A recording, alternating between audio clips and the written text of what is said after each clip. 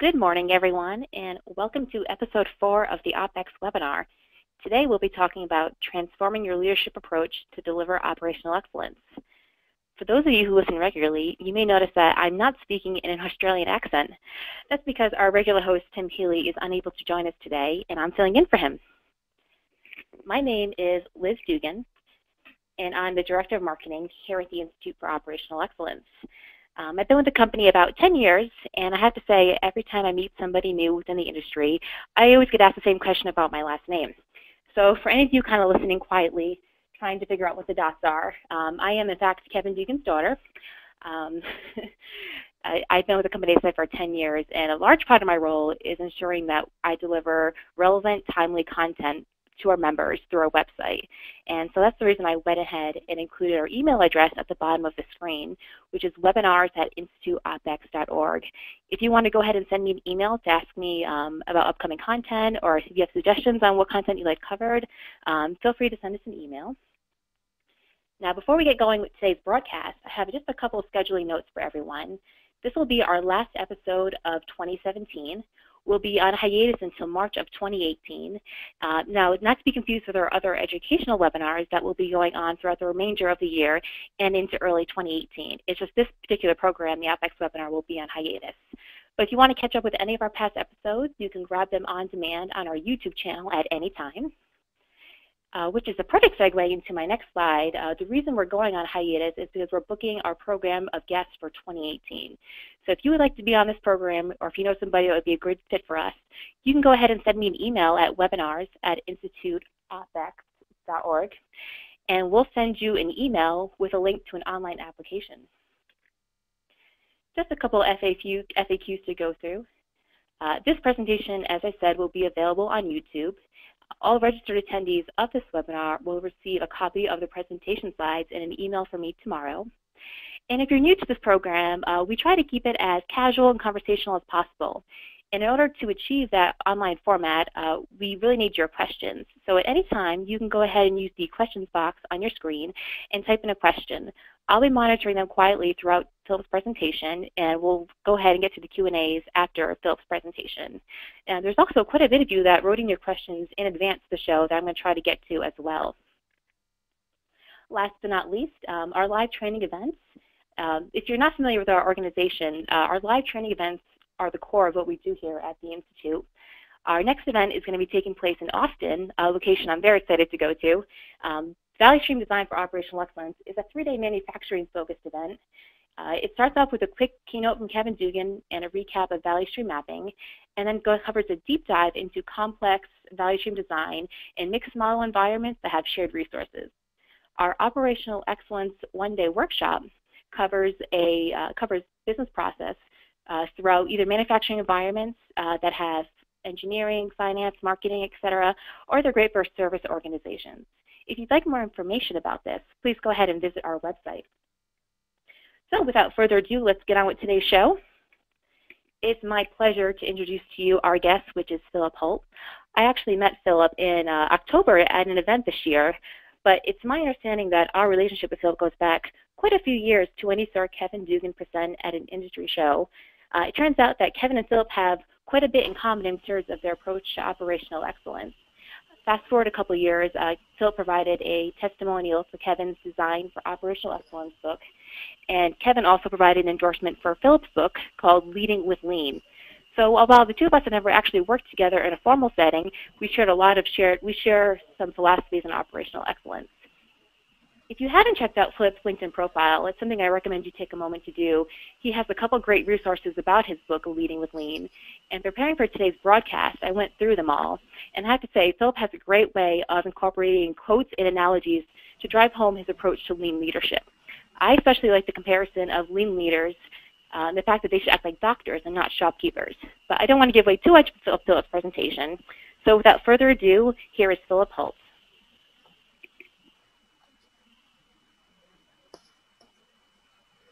Okay, thank you, Liz. I'm just trying to show my screen at the moment, so hopefully it's coming up now. We can see you. I think I think you should be able to see it. So welcome everybody. Thank you very much for the nice introduction by Liz. Appreciate it. And yeah, I've had quite a number of years now along with Kevin and the Institute for Operational Excellence. We've been to-ing and fro-ing in terms of sharing ideas and sharing experiences. And I must admit, I find it very good, and I find the people that are very challenging in terms of helping me to certainly drive my ideas forward, especially when it comes to operational excellence and lean thinking in the office environment, which is obviously something that a lot of us find more challenging than in the manufacturing and supply chain area. So what I'm going to do is take you through a few slides and share a few experiences around what I call leading with lean. And it's about really transforming, as the title suggests, transforming your leadership approach to deliver operational excellence. And you'll see the model here on the screen, which shows that you really have to get all of the 4 elements of lean leadership right to achieve a kind of an overall state of lean leadership. So if I want to, before I go any further, I want to talk about this slide, which is what I call being heard. So to get anything done effectively, people have to be listening to us. And there's an example here that I want to show you. And what you see on the screen are 2 photographs of Joshua Bell. He's a world-class violinist and somebody who's renowned all across the world for his talents as a violinist. And the Washington Post undertook an experiment with him. What they did, and you can see on the left-hand side, is they put him into one of Washington's busiest underground stations, metro stations, and asked him to play for about 45 minutes. Now, Joshua Bell had played at the Boston Philharmonic Orchestra building about 2 weekends before. And at that time, people were paying at least $100 per ticket. It was a sellout. People were paying far more than that in some cases, but at least $100 a time to see him play. People, you know, really would do what they could to make the Saturday evening available and pay a lot of money to go and see one of the world's best violinists. However, when he undertook this experiment and played for 45 minutes, there was about 21 people who stopped to actually listen to him, and only about 7 who actually stopped. And in all that 45 minutes, he earned $35. So here you have one of the most influential and best violinists in the world playing some of his most renowned pieces, and people didn't pay much attention and didn't value it very much because they were very busy getting on with their day-to-day lives, commuting to and from work. Now, the reason I show this is that it's a great example of to me, that if you're not in context and if people don't listen to you, then you won't affect the change that we need to make. And I assume that most of the people on this call are listening because they have a real interest in achieving operational excellence in their organization. But you'll only achieve that if you can be heard, if people will listen to you. So you need to ensure that you find a way of engaging people. I'm sure if it had been advertised that Joshua Bell was playing his violin in the metro on that Tuesday afternoon or Tuesday morning, that people would have took the time to listen to him. They were getting rights around the cooler in the afternoon at work, and they would have seen one of the world's best violinists, but they weren't prepared to stop out of context. And if you bring that back to your own experiences, I'm sure that many times you can see better ways to do things. You can see that people should make changes in your organization, but they're too busy to listen to you. They're getting on with their day-to-day. So what I would always say is that one of the most incumbent elements of our jobs as lean leaders, as lean change agents, as operational excellence activists, is to ensure that we are heard. So that to me is a message I want you to keep with you throughout this this presentation. Another really key element of leadership in operational excellence is about the engagement of our people. Now, there's been a number of surveys on this, and Gallup and the Harvard Business Review in 2013 came up with some statistics. The leadership problem is that only 13% of employees worldwide are engaged at work. And just to define engagement, what this means is that people will spend some of their discretionary effort towards moving the company forward. So only 13% of people will actually do a little bit more, go that extra mile, you know, put an extra effort in.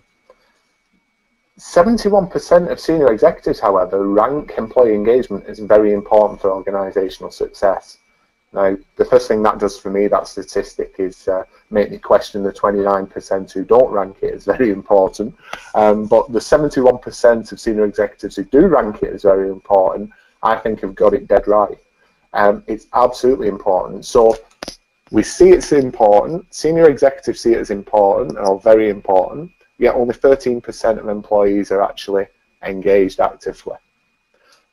Even more worryingly, 24% of employees are actively disengaged. They actually work against the organisation because of disengagement. So these are scary statistics, and it shows that gaining that engagement with your people is one of the biggest fundamental challenges in a leadership role, and we've got to solve that. So I'm going to talk to you about how I believe that can be solved.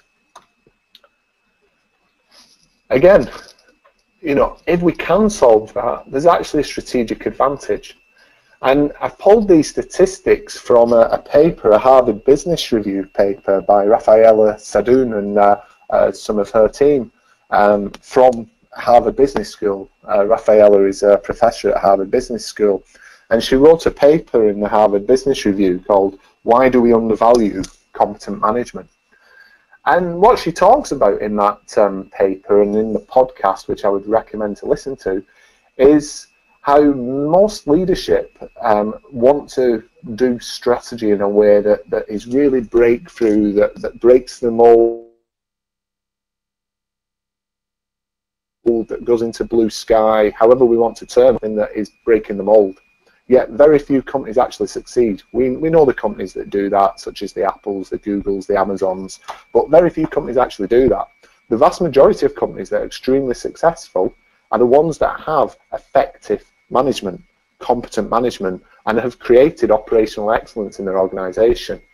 And what she's measured is operational excellence against performance. And what you see here is operating profit in the top decile of companies from a good management perspective have higher operating profit. They have higher growth, they have higher patents, they have higher productivity, and they have more R&D expenditure, which makes sense because they're making more money. They can actually spend more money on R&D, so it's a self-fulfilling prophecy. It's a virtuous circle, if you will. So what it shows is that actually competent management actually is a strategic advantage, because not many companies actually do it. Art Bernwatt wrote about this in his book, The Lean Turnaround, and it's almost like the common sense, the fact of getting your processes right, making sure that everything is operational excellent, is almost too mundane, too boring for most leadership teams, when actually it's probably the best chance of gaining the success that they actually desire. So there's a dichotomy there. So I said I was going to speak to you about the 4 lean leadership styles, and of course, as I'm going through this, if you have any questions, please do post them, because we're going to make sure there's some time for questions. So the model I have here is a Venn diagram. It's deliberately a Venn diagram because not one of these leadership styles in their own will give you the full impact that we need, but each of them on their own, in their own right, does give you a certain level of advantage. And there is, of course, a big overlap between all 4 of them. They're not mutually exclusive, they're actually mutually inclusive. But I've defined all 4 because each of them has its own particular or peculiar element, which I think is extremely important. So I'm going to stop, and the bubble to explain it is on the right-hand side, which is leadership activism. Now, leadership activism, it provides the essential elements of role modelling and leading by example. So leadership activism is about rolling your sleeves up and being involved, having your skin in the game, being part of the team that's delivering the results, not sitting in an office separately from the rest of the team. Visible leadership is the second one I want to talk about. And it ensures that the employees see what the leader is doing and helps to engage the team members. So you need to be visible, so you need to be activist, but you also need to be visible in what you're doing. Coaching leadership is about moving from directive to coaching leadership and making sure we've got sustainable improvement. Now, I'm a big believer in contingent leadership. It's something that a leader has to jump between different styles. However, the main thrust should be to build teams that you coach, don't direct. And I'll talk a little bit more about that. So it's really an important one, because whilst we want activist leadership, we don't want leaders who are taking over from the team and micromanaging them. So it's about, you need to be activist, but you also need to be activist in terms of getting results through your people. And then the final one, which is one that I actually kind of a term that I coined, which you've probably never heard before, is mosquito leadership, and it can be quite a controversial one because hey, who likes mosquitoes? None of us do. But it's basically around the same kind of thought pattern when we talk about viral, sending things virally. It's about the fact that we want to be a leader who infects the organisation, multiplies our impact beyond your span of control. So it's about doing more than you possibly could do in your normal role. So those are the four leadership styles. I'm going to go through them a little bit more one at a time. So again, just to go back to leadership activism,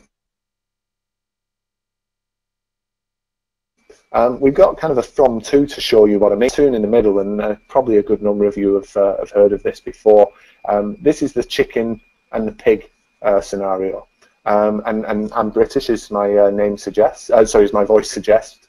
And we like a good English breakfast, of course. But if you look at an English breakfast, the chicken has contributed with the eggs, but the pig is all in. The pig is completely committed to that breakfast. And whilst I'm not advocating that leaders should remove limbs, of course, what we do need is leaders that really see that they're part of the success or failure of the organisation. So they need to be part of that and in there. So we need leaders that go away from setting targets, delegating, supporting and observing, you know, from being an advocate, from being involved, to leaders that are there to achieve targets mutually, that lead, that participate, that role model. So we're looking for leaders that are really in there. There's a great example, and I talk about him in my lean, which is a gentleman called Dr. Gary Kaplan, who's the CEO of Virginia Mason up in Washington State, and how he's done a multi-year transformation of Virginia Mason, really taking an activist leadership role. And he speaks himself quite eloquently about how he used to be a great advocate. He would defend the team, he would advocate them, he would talk about them, but we need more than that in our leadership. We need activists. Visible leadership, there's really no quote better than what Taiichi Ono famously said about Toyota managers, that they should be sufficiently engaged on the factory floor that they have to wash their hands at least 3 times a day. Now, whether you're on the factory floor or in an office environment, metaphorically speaking, you should be so much in the dirt that you need to, metaphorically speaking. So you need to be living the lean principles. You need to not just be seen, you need to be supporting the activist leadership. So it's not just walking about the organisation. It's not just about being seen. It's about being seen to be that activist leadership, leading by example. You need to talk with authority, so you need to understand the status now. So you need to be somebody who understands where we get the data from, how do we understand what the business is doing and how those processes are running. You need to build trust with people, and working with them, being close to them and showing that you're part of it, and showing your mistakes, showing that you can also make mistakes as well, will help to build trust.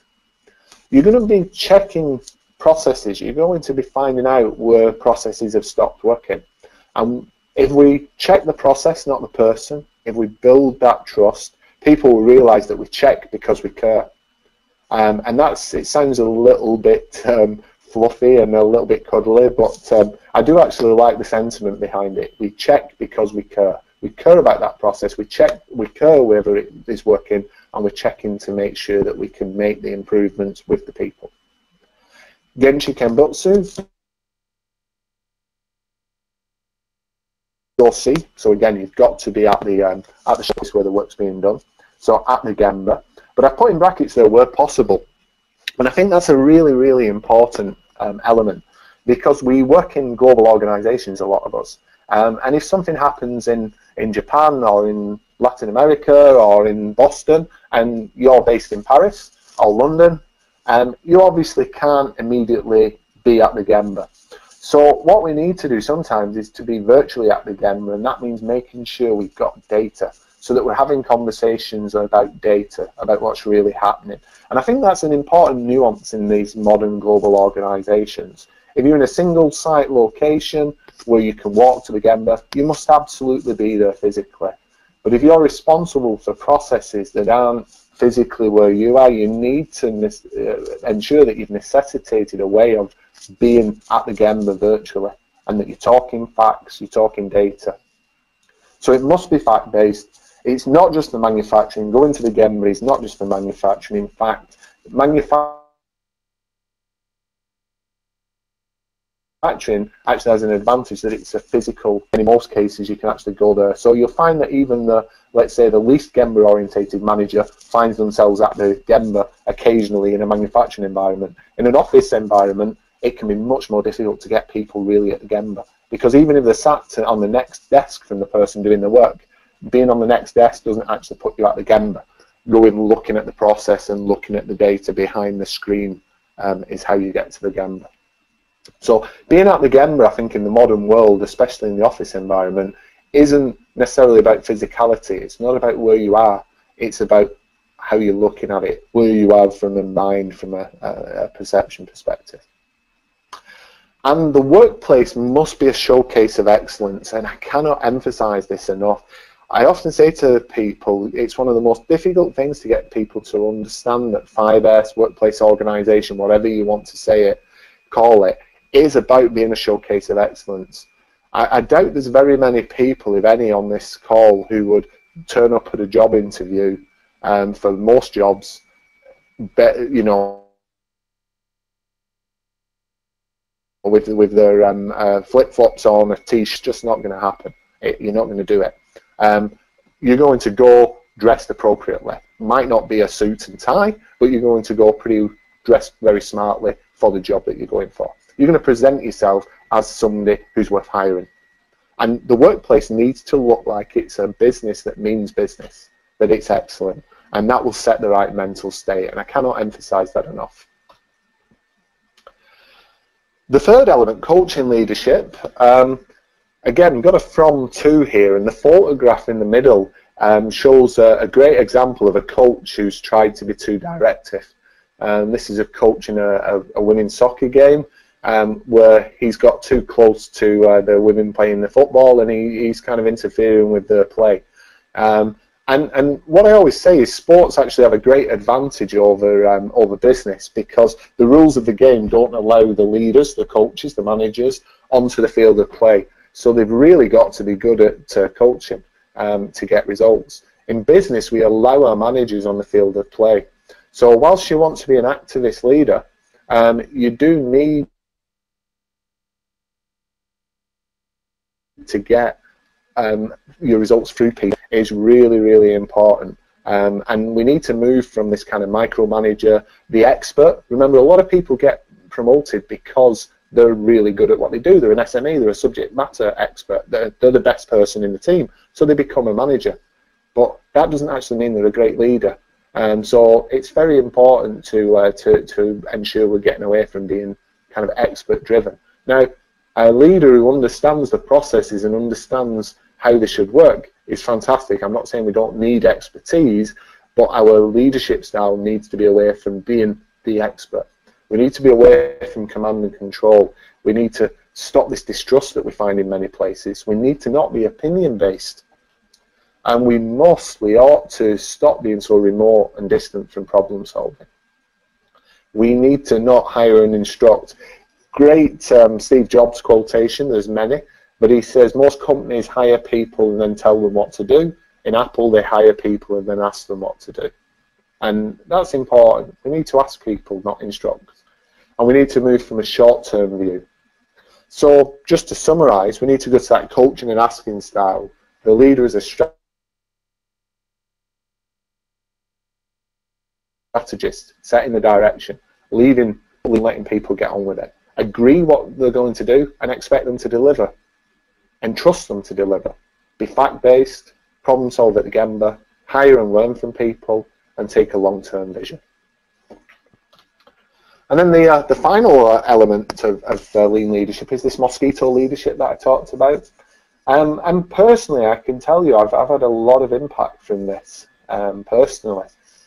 It's about being more than you can be just in the role that you're at. So if you think about your sphere of control and your sphere of influence, this is about really expanding your sphere of influence beyond that which your sphere of control could ever impact. And even the CEO of a business really, realistically, has a relatively small sphere of sphere of control outside of the direct responsibility in most organisations of more than a few hundred people. So getting that influence is very important. And just some examples here of the way that I've done it historically with some great teams that I've worked with and some great leaders that I've worked with. Things like having a certification program to make sure that people with the right mindsets, the right behaviours and the right tools to be able to get and achieve operational excellence. What we call kaikaku visits, go-see visits of companies that are already ahead of us on our operational excellence. So that photograph there is actually a team from Philips, my previous company, who went and visited Nokia in Pune and had a look at the conscious factory, as Nokia call it, to see what they could learn from Nokia. What's really interesting is this is a bunch of accountants, a group of finance people who've gone to a manufacturing site to find out what good visual management, good problem solving, good daily management looks like. So having an open mind is also important. But by getting those people out on these multiple kaikaku visits that we arranged, we were able to really get people to understand what good looks like and what they could do in their own organisation. And it's not about cut and paste, it's about inspiration. So that people have the confidence to come back and do things. Using social media. So again, this is examples from Philips, but also my current company, Travelport. We have great internal social media sites where we can share ideas, share questions, what's worked, what's not worked. And again, creating that kind of continuous improvement, operational excellence environment allows us to get our leadership ideas out beyond our immediate sphere of control. And then of course leader-led training. I do events like this as I've done within Philips or within Travelport at conferences to share my knowledge, share my learning and allow these ideas to flow. And I can guarantee I normally learn more by presenting than I impart to other people. So it's not fully altruistic. So those are the four leadership styles. And then the final thing I'd like to talk to you about before we hand it over to questions is about something called Hansei. This is deep reflection and learning. It's a Japanese word and a Japanese technique. And the Japanese, a lot of people say that the Japanese are more suited to lean and operational excellence than people in the West. And I don't fully agree with that. I actually think that there's I've seen some very poorly managed Japanese companies in Japan, as well as some great companies there, and I don't think it's necessarily a fully natural fit. And actually, if you look within Toyota, they've got some fantastic factories running their lean principles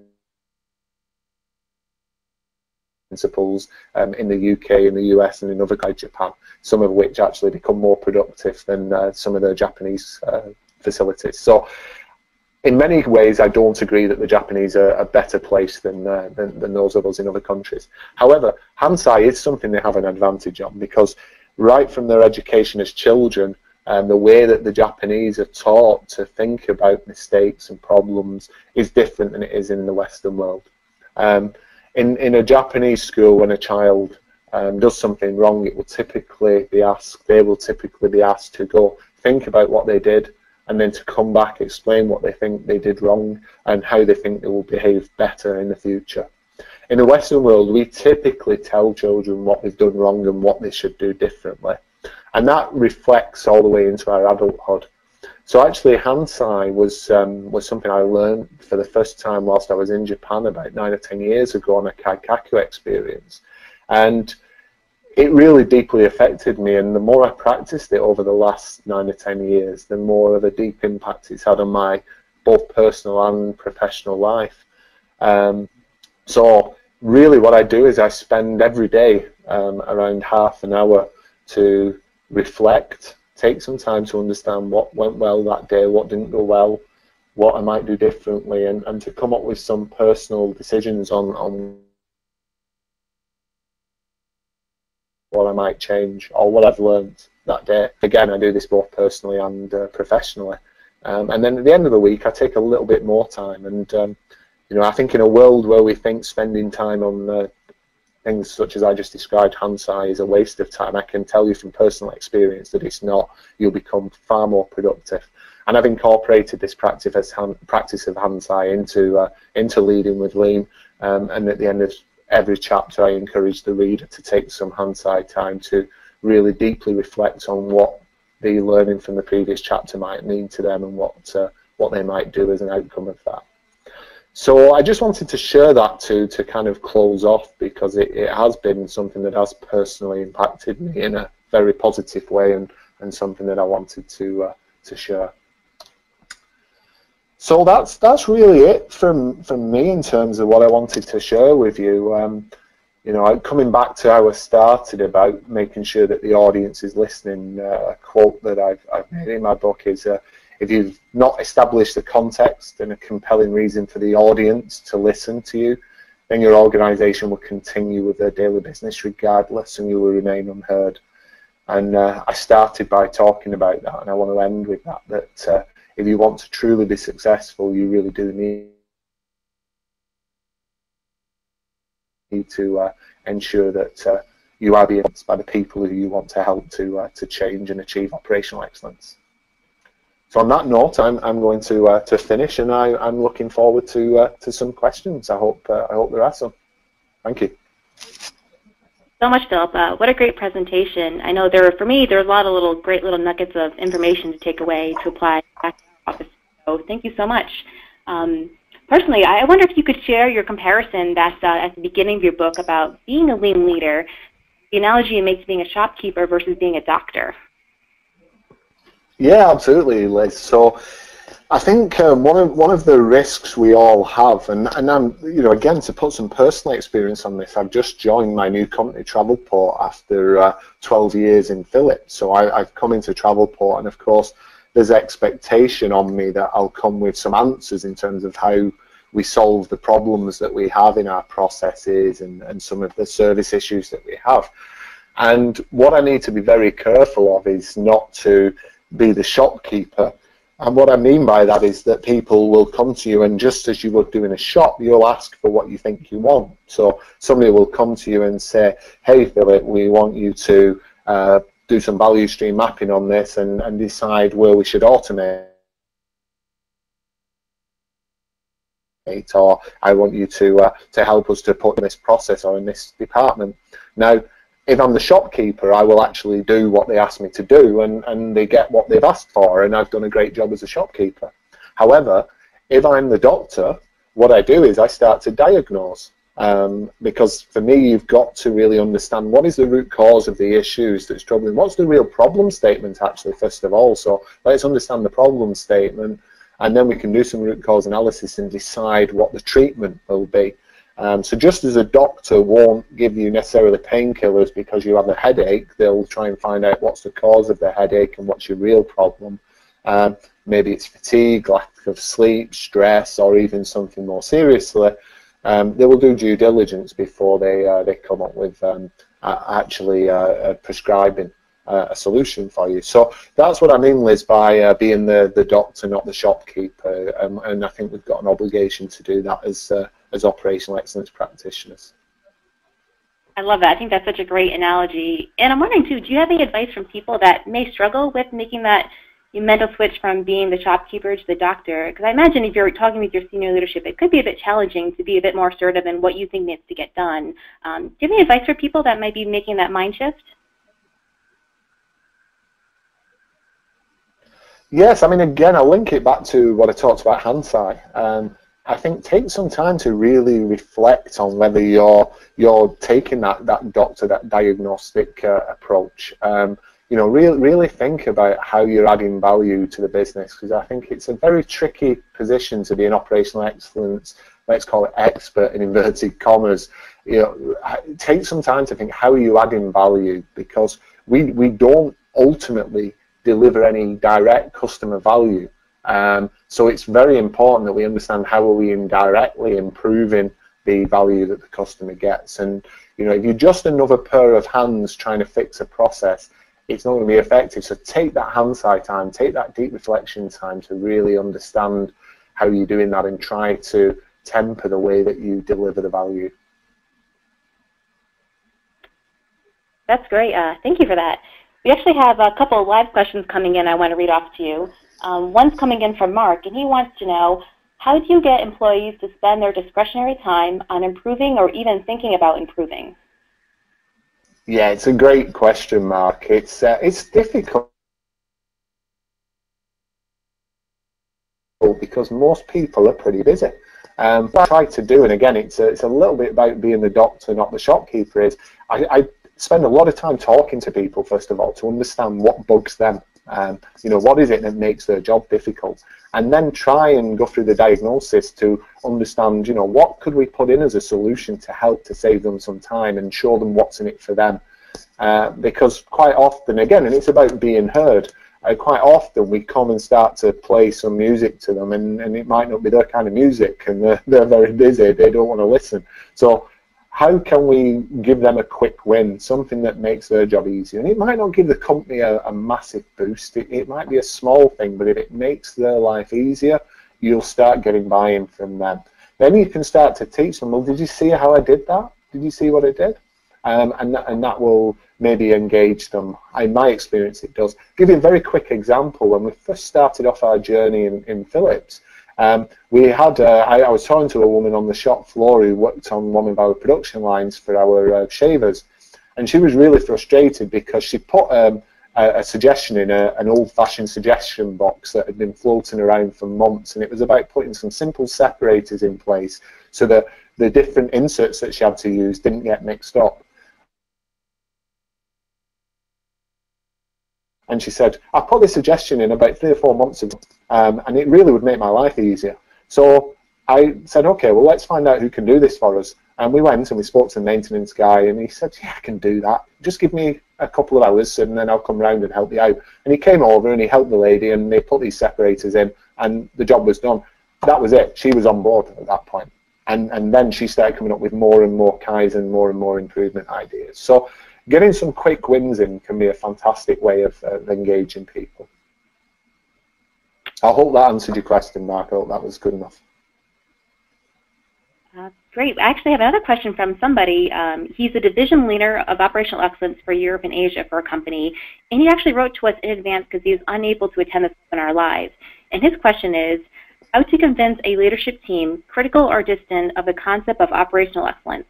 How can I get out of the chicken and egg discussion of show me some success first before we support such an initiative? Yeah, well, I think one of the greatest tools is what I call the Kaikaku experience. So it can be a great way to engage people. I mean, again, I've done this many times over the last 9 or 10 years, where we've taken leadership teams. It's amazing how open a lot of companies are, as long as you're not a competitor, of course. There's a lot of companies that will actually let you go through the doors and go see what they've been doing. There's actually quite a few companies that facilitate that as well, who can organise these kind of trips as well. But it's a great way. I mean, we've created, when I was in Philips, and again I'm doing it now in Travelport, we created quite some nice networks. You know, great stuff with Achmea Insurance, ABN AMRO Bank, Euro Next, and other companies that we started to do mutually beneficial visits. But in the first instance, we were going out to companies and letting them show us what we were doing, and it's amazing. You've got to get the leadership there. So later on you can take teams of lower levels, like I showed the photograph of Nokia. Those were guys at the kind of middle level. But in the first instance, get some of your leaders out and go show them. I mean, there are companies who will actually take you to Japan and do this, but that's quite expensive. You can actually do it much closer to home as well. But that's a great example. The second thing, sorry, quite a longer answer, but the second thing is really ensure that you link your operational excellence to the strategy of the business. So understand what are the strategic imperatives of the business, and how can we show that operational excellence approach will help to solve some of those problems. So if you've got a problem with sales not growing, try and understand what's holding back sales and how could operational excellence. Maybe your salespeople are overloaded, maybe the contact time of salespeople with customers is quite small. How can we get rid of some of the bureaucratic waste so that those salespeople can spend more time with customers? Or how can we better organise our customer data? So, you know, there's all sorts of imperatives. If your manufacturing OEEs are too low, or you've got a problem with quality, again, link that in and show, you know, if we can halve the quality fall-off rate, this is the financial benefit, and this is how we can do it through operational excellence. Great, thank you. Our next question is actually coming to us live, and the question is, what is your advice to make sure the audience is listening? Yeah, great question. And Sandeep Dash, I think, have asked that. And just for full disclosure, Sandeep used to work for me in Philips, so he knows very well. So advice to make sure the audience is listening. It's really, I mean, somebody who doesn't want to hear won't hear ultimately. But I think there's people who want to hear, they're really already engaged. That's probably about 10 audience. There's probably 10% who will never listen, they don't want to. But what you've got to focus on is this 80% who will listen if they're given the right chance. So the things you can do are show some examples. So get a couple of people who are advocates and make a model line or a pilot line, whatever you want to call it. Show some success in a relatively small but significant part of the business to show the results so that you can take people to go see. Show people what good looks like. Again, back to the Kaikaku experience, take some of your leaders out and see what good looks like. Training, make sure you get some effective training where you can start to show how results can be got through the right type of behaviours. And ultimately, again, back to my last answer to my last question, link it to the strategy. Make sure that it's imperatively linked to the strategy. If continuous improvement, lean, operational excellence, whatever you want to call it, is something next to your strategy, then it's not going to work. I hope that answers the question. Thank you, Philip. Our next question comes from Scott, who's a manager. He wrote into us again because he's not able to attend live, and he has a more general leadership question for you. His question is, how does one recognize which leadership style they are? Does the leader need to change their leadership style for the situation or type of people they are engaging with?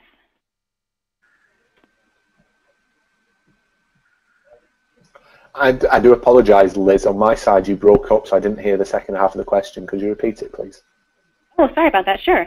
The question was, how does one recognize which leadership style they are? Does a leader need to change their leadership style for the situation or type of people they are engaging with? Yeah, again, great question. Yes, I'm a great believer in situational leadership. So, you know, if you've got a new employee on board, you may need to be a little bit more directive in your leadership style before you can get over to coaching and allowing people to work autonomously. So you do need to modify your leadership style. However, if you look at the 4 leadership styles of lean leadership, I do really believe that those work across all of your team members, across all of the, let's say, all the cohort of people that you're working with. Because it's a particular way of thinking and a particular way of looking at leadership that will work no matter who you're dealing with. So if you look at coaching leadership, I go into this in more detail in my book, you'll be coaching people even when you're being a little more directive. So you might have to take people through how to do something, but you will take them through it step by step whilst coaching them to learn. So it's not just a case of, just to be very specific, it's not just a case of go here to point A, do this, go to point B, do this, go to point C, do this, then your job's done. People won't learn very well. They'll keep coming back to ask. What you'll do is you'll take them from point A to point B with you, you'll show them how it's done, you'll explain why it's done, and you'll give them the opportunity to come back with some ideas on how to improve it. So you start to make it much more of a dialogue whilst you're coaching and teaching them. Now, the thing people will always say about this is, that takes much more time, I've not got time. But the problem is most people are caught in firefighting mode. And we've got to take ourselves out of that. So yes, you can't go from 0 to 100 overnight, but you've got to get there. Thank you. Thank you. Looks like we have a bit more time, so I have a couple more questions. The next one is, what advice can you give someone whose leadership demonstrates some of the negative qualities you mentioned under coaching leadership, such as distrust? Yeah, that's a really difficult one. I guess you need to look at the specifics to really answer the question, but generically, it's about finding out who are the leaders who have trust, who are the leaders who are doing it right, and maybe engaging them in your initial pilots, your initial models. The leaders who maybe don't have the trust may not be aware of that. And I would actually, again, that's kind of 10% on the positive, 10% on the negative, and 80% in between. I would suggest probably in most cases about 80% of the leaders who maybe have the distrust aren't really aware of it. A lot of coaching is required of the leaders. And again, this is one of the really tough parts about being an operational excellence or a lean leader in the sense of making the change, because you've got to have the maturity, you've got to have the strength of courage, and you've got to be the kind of person who is able and willing to hold the mirror up for some leaders who maybe are challenged in this area. So it can be a difficult one, and I think the best way to do that is to show examples of where the outcomes aren't what that leader would desire. So you don't necessarily go and say, hey, you're a bad leader, people don't trust you. But what you can do through maybe anonymous employee surveys, or by showing examples of where it works better elsewhere, you can start to get them to reflect a little bit and to maybe admit that there's a problem and they need some help.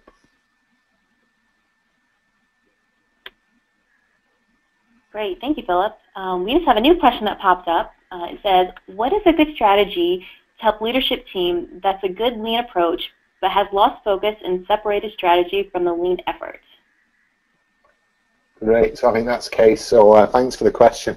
If I was going to be really, really short in my answer, I would say, well, it's not a good lean approach if it's not linked to the strategy. But I'm being a little bit cheeky there. No, I mean, I understand. And I understand what you mean though, to get them to confront the reality of the fact that they've not got a great lean approach if it's separated from strategy.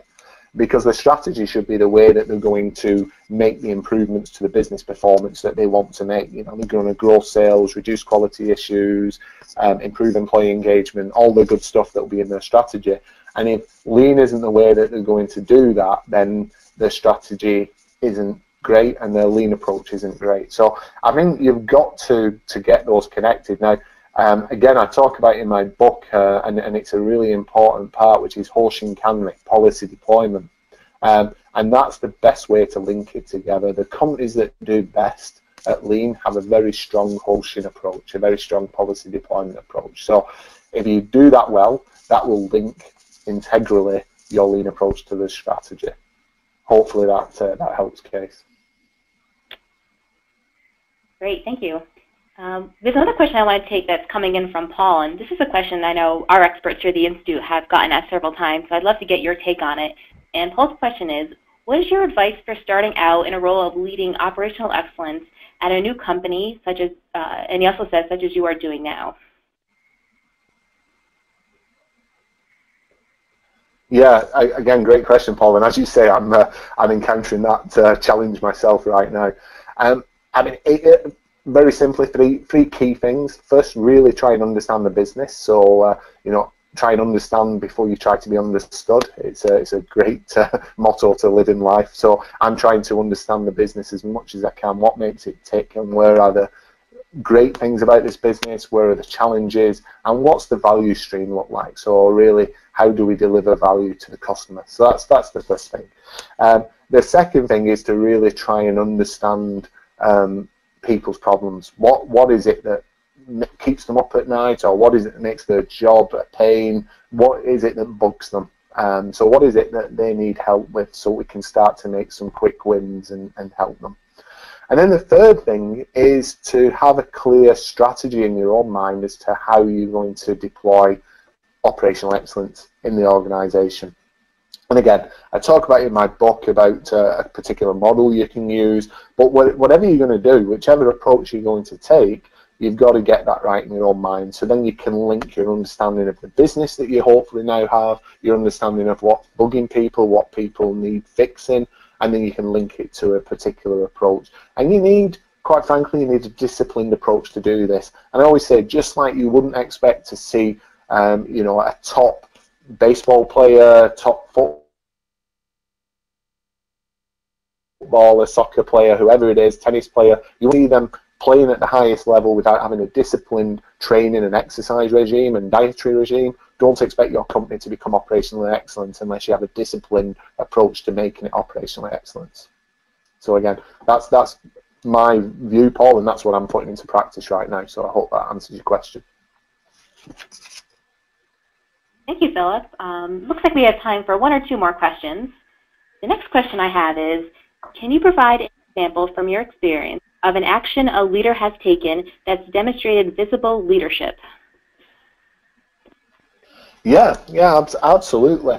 So we had, I won't name him because I don't have prior permission to name the person, but we had a great leader of one of the categories when I was working in Philips. I supported in terms of the lean efforts, and what was funny was when I first started working with him, he'd drawn the short straw. There was two key initiatives in the business group, and his colleague in the other category had been given the one he wanted, and he'd been left with what he called the short straw of having to do the lean operational excellence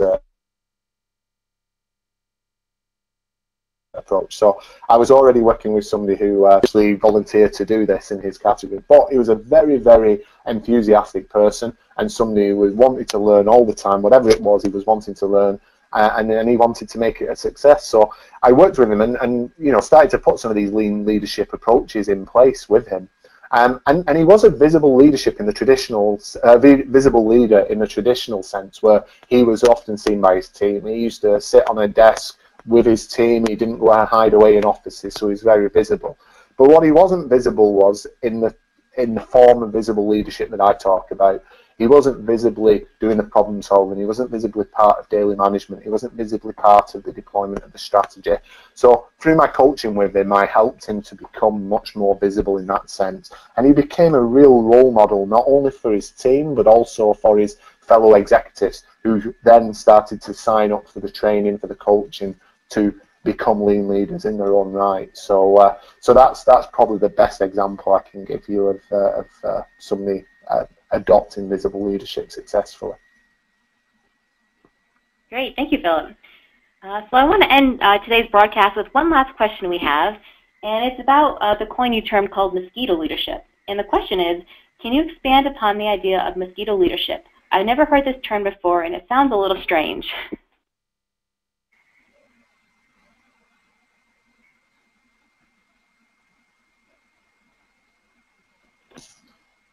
I'm sorry, Liz, again on my end, and I don't know if it's on my side of the technical issue. I kind of lost the end of that, but if I understood correctly, you were asking me about expanding on mosquito leadership and how you've not heard the term.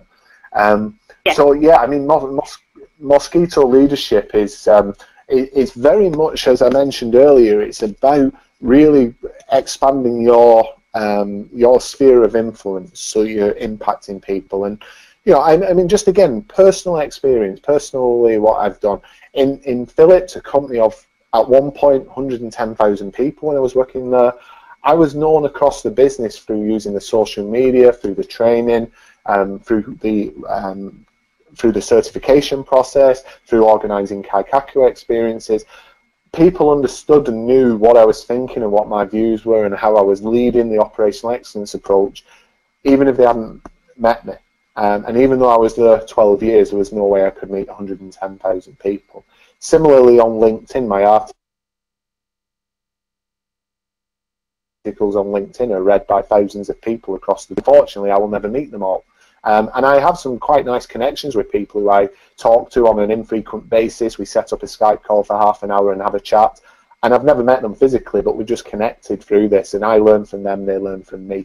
And you know, again, and this book ultimately came out of that. My publisher saw what I was doing. I got connected with the publisher, and they asked me would I write the book. So, you know, that's what mosquito. That's the essence of mosquito leadership. It's about infecting other people, the organisation, with your ideas in a very positive way. And I'm very proud to say I've done that, and I believe everybody can do that. You know, you don't have to be, you know, a Mahatma Gandhi, or you don't have to be, you know, Martin Luther King Jr. You know, we're not talking about that scale of mosquito leadership, but we're talking about, in your own modest way, impacting and infecting other people with some positivity. Great. Thank you so much, Philip. I have to say this has been a very successful webinar. Everybody that joined on today to listen stayed through us for the entire hour. Thank you so much. If you guys want to reach out to Philip, you can find him on LinkedIn. If you want to connect with me as well, you're welcome to do so. Again, if you guys have any feedback you want to share with us here at the Institute for Operational Excellence, feel free to send me an email at webinars@instituteopex.org. Phil, did you have any closing remarks you wanted to share with anyone?